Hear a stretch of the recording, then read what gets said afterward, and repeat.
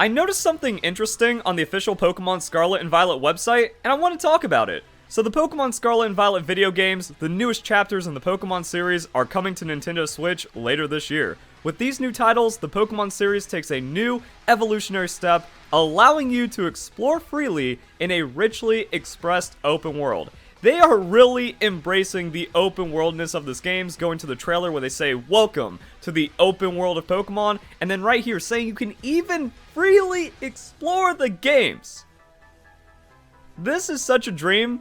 I'm still hesitant to believe it, especially because what made Pokemon Legends so terrible is that Game Freak couldn't let go. They ended up making a non-open world, hand-holdy baby game that just didn't let you do whatever you wanted. And now that we actually have that Pokemon Scarlet and Violet in the same year, I'm hesitant, but at worst, it's better than Pokemon Sword and Shield, and at best, it's an experience we can't even imagine at this time. It's a very weird experience to get your dream, but not have it confirmed just yet. Various towns blend seamlessly into the wilderness with no borders. You'll be able to see the Pokemon of the region in the skies, the seas, the forest, on the streets, all over. You'll be able to experience the true joy of the Pokemon series. And I need to let that sink in because that's what I've really been about. I want a Pokemon adventure, not a Pokemon game. And that's why Pokemon Let's Go is my second favorite Pokemon game, because it felt like an adventure. And then when you kind of look at the other media representations in the anime, it's about embracing the Pokemon world. You play video games to have that suspension of disbelief, to live in that world, and I want to be a Pokemon trainer in the Pokemon world, and this seems like the best way of getting there. Also, even with Pokemon Sword and Shield, a reason why I really respect that game is because the way the Galar region is built around Pokemon battles and the gym challenge and having the gym leaders be celebrities, that has me excited. That has me living in the world of Pokemon, and this is taking it to the next step. So yeah, this is the true joy of the Pokemon series to me, and it looks like they are embracing it. Battling against wild Pokemon in order to catch them, now in an open world game that players of any age can enjoy. Alright, that's just kind of like any age, but that doesn't explicitly say adults, except on the Japanese website. So the Japanese website was published first, and I was reading over this, and that really caught my attention. This work is an open world work that anyone from children to adults can enjoy. And I really feel like they're embracing it this time. I really like, because you don't see these explicit statements on the official website. Maybe in an interview, maybe in an implication. Because the weird thing about Pokemon Legends is a lot of people are like, "Oh yeah, we finally got our hardcore, difficult Pokemon game that everyone's wanted." But then when I go, "Well, this is like the most tutorial, hand-holdy baby story ever," they're like, "Well, Pokemon's always been for children." And that's the toxicity that I've really been hating about the Pokemon community over the last couple of years, because it's not about respecting, embracing, and loving the Pokemon experience, because then people are always saying just nonsense things like, "Well, Pokemon has always been for children, so what'd you expect?" Instead of just kind of being like, no, you can actually see where there is catering to existing Pokemon fans, even in Pokemon Let's Go. I'm going to prove that later on in this video. But going back and watching the trailer, it makes sense. When you watch this, you can see like, yeah, this is open, this is expansive, this is going to try to get all demographics in on the experience, because you can do whatever you want to experience Pokemon like never before. This is taking the stepping stones of Pokemon Sword and Shield, the DLC, and really bringing Pokemon to its full potential. And right now, I am in the middle of a hard Elden Ring addiction. Now, I don't need Poké-Souls, even though that was like the meme that everyone said about Arceus, even though it turned out to be a complete lie. I don't need a hardcore adventure, but the exploration, the ability to just kind of open up the world and do whatever you want, that's what makes it really cool. And then like spinning that into Pokemon.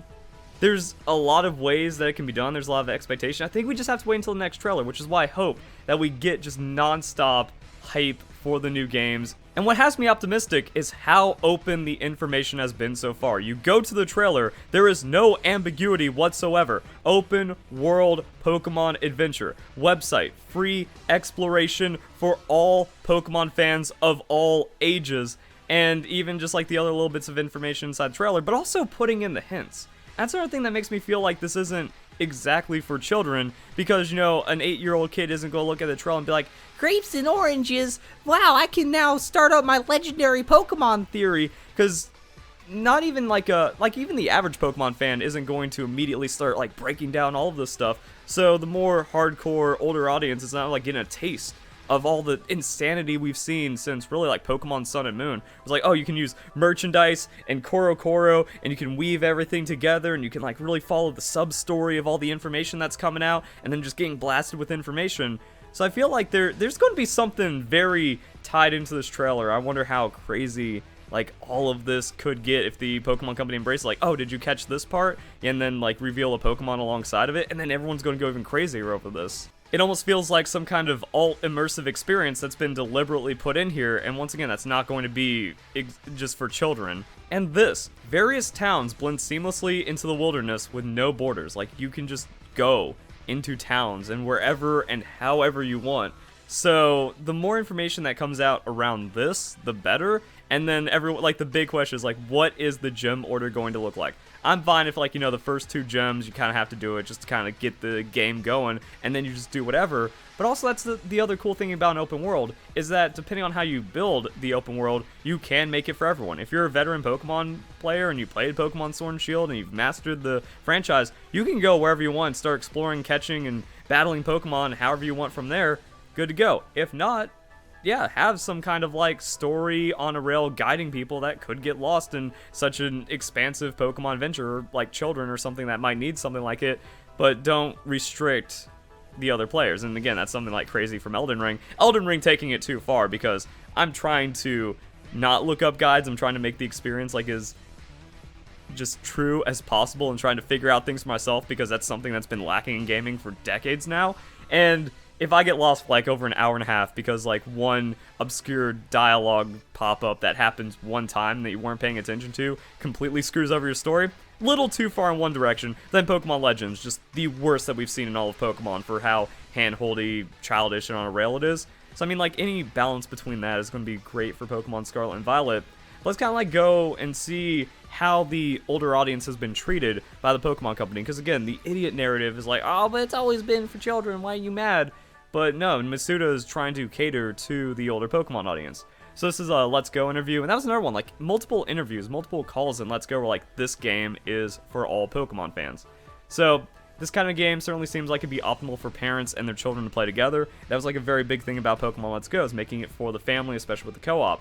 So let's say a parent and child go out and play Pokemon Go together. After that, they come home, they can bring the Pokemon they caught in Go into Let's Go and continue playing together on the living room TV. That's the kind of natural blend between Pokemon and the flow of everyday life that we considered over the course of the game's development. It's not just about the experience of throwing a Pokeball and being able to play and experience Pokemon as part of everyday life. I really wanted both fans of the mainline series and fans of Pokemon Go to get a taste of that. But frankly, we wanted to make a Pokemon game that all fans could enjoy. Pokemon Let's Go. It's for all fans of all ages, of all games. If you came in just because of Pokemon Go, like Pokemon Go with its hundreds of millions of users and billions of downloads, people that were like familiar with Pokemon, getting into the franchise just heavy because of that, buying the main series games, buying the trading cards, because now they're dedicated Pokemon fans off of just, you know, trying out Pokemon Go. Or people that never even heard of Pokemon also becoming fans and potential lifelong fans just from all like the really cool stuff that has been immersed there. But then that also is going to grab all ages. You look at the Pokemon Go trailer and it's mostly adults, you know, reliving their childhood and throwing a Pokeball at Pikachu in the real world, because that's what everyone wanted, and that was the expectation of Pokemon Go, and that's what Pokemon Let's Go attempted to capture. We also have this. What would you say to players who have been crying out for a bit more of a challenge? Maybe adult players who have been playing for 20 years to go in a bit later. Should they wait for next year's RPG instead? Again, this is still about Pokemon Let's Go. So, to those kinds of fans, we'd mention the catch combo mechanic, where you catch the same Pokemon multiple times in a row and get various rewards and benefits for that. And in retrospect, yes, the catch combo is the greatest feature in Pokemon besides the Cram-O-Matic. That I am sad that it did not make a return in Pokemon Sword and Shield, and because the overworld, not overworld, but because the shiny encounter method was broken, and also just kind of like the encounter method in general with Brilliant Pokemon not being as good as catch combos, that kind of like hurt the overall quality of life and experience. But it is one of those things where, like, yeah, if you are an older Pokemon fan, you come in, this is like your new breeding, or this is your new IV, EV, insane min-max competitive thing, and it's a very fun engaging aspect, and then you get shiny Pokemon out of it. So it's really cool. Also, the post-game content as well. in particular master trainers. Now, master trainers, a lot of people might like disagree on the overall challenge of them or whatnot, but I think master trainers does kind of show like, hey, we made this for the older audience. A child isn't going to want to get slapped out by a level 80 Weedle to be a Weedle master, and also that requires specific training and stuff like that. These are trainers who are kind of the ultimate trainers of a specific Pokemon, so you challenge them, you will challenge them, and then you'll get the title for that Pokemon, so you can become a master of the Pokemon if you manage to beat them in battle. Also, if you get enough master titles, then you can challenge Red, and then we got, soft, not as crazy as Mount Silver in Pokemon Soul, or not even Heart Gold Soul Silver, but the original Silver and Gold version. But yeah, like we got something like that. There was difficulty put in, but also just like a lot of acknowledgement for some of the crazy post-game stuff that Pokemon fans, or at least older Pokemon fans, have used for competitive. So for me, my favorite Pokemon Psyduck, training Psyduck, and then I will challenge a Psyduck Master. And then Masuda kind of goes on how you can create that challenge for yourself. I think it shows that like even an older person can find something to kind of focus on in Pokemon Let's Go, because it's not just a child game where you just run down and then it's over and there's nothing else to do. We also have this part of the interview, which is kind of interesting. I know you haven't talked about it much yet, but is there a possibility that there would be a national Pokedex beyond the 151 from Kanto, or any plans to add Pokemon from other generations? Now, the start of this doesn't sound great, so not right now, and we're in the future, so we know what ended up happening with Pokemon Let's Go, but the rest of the context here, very important. Well, kind of. Or what we're looking forward to most right now is how the game is received. Right now, players should become the trainer, throw their Pokeballs, and achieve that dream that everyone should be having, including myself. Everyone's dream to become a Pokemon trainer, take up your Pokeballs, and get going. Everyone's dream. Because Pokemon is for everyone. It's not just like, oh, we have a kid with some cute little animals and they walk around and they beat up on bad guys. No, Pokemon is about the experience. And I think you can see the development with Junichi Masuda as the director of Pokemon Let's Go. He delivered on a Pokemon adventure, not a Pokemon game. And that's another thing that I'm seeing with Pokemon Scarlet and Violet. It's about the adventure in the Pokemon world. And if you go to the Pokemon Adventures manga, that stuff gets hardcore. If you think of even your own fanfickiness or whatever, it's like if I was in the Pokemon world, I wouldn't just be like, oh, I'm stuck on the gym route. If you were actually living in the Pokemon world, your path to champion could be a lot different, trying to rush the legendary Pokemon so that people don't get it. There's people like Tobias out there that exist. Whatever he ended up doing, that would probably be closer to my adventure, because he pulled off his own shenanigans, just became champion for free because he had a Darkrai and a Latios. Legendary Pokemon kind of exclusive, so find a way to get those instead of just being stuck on a rail in the gym challenge or something. So this is going to be a really cool way of crafting your own Pokemon adventure to a point where I don't even know. This might actually be the first Pokemon game I replay, because I don't like playing through it. You beat Pokemon, the story is a very, very small amount of the game, 5%. Then hundreds of hours in the post game, becoming a strong trainer, getting the best Pokemon, a lot of competitive battles. That's what Pokemon is about objectively. And when you kind of break it down, it's like, okay, so yeah, with the open world adventure, it's kind of like how Elden Ring, people just play it different ways and try to get different builds and take different routes. So having that in a Pokemon game, that's going to be really cool to consider as well. But we can just kind of see yeah, it's about everyone trying to put themselves as a Pokemon trainer, and I think that's been lost in a way that a lot of people handle games. That's also why I hated Pokemon Legends, because it's anti-Pokemon, just like Generation 5. That when you start screwing around with the formula too much or trying to be edgy and mix things up, you end up just getting a careless mess. Pokemon is at its best when Pokemon is embraced. And we can definitely see that Pokemon is being fully embraced right here, but also for everyone, like Pokemon has always been. However, the explicit mention of adults, that adds a bit more, because everyone's growing up. We even saw how it was embraced with the 25th anniversary, and even with Pokemon Legends, because we have I don't remember all the trailer stuff. Was it Demi Lovato, or they got older people that grew up with Pokemon to advertise for Pokemon throughout the 25th anniversary. Post Malone talking about how he's has an old school Pokemon fan, and then doing a song for the album.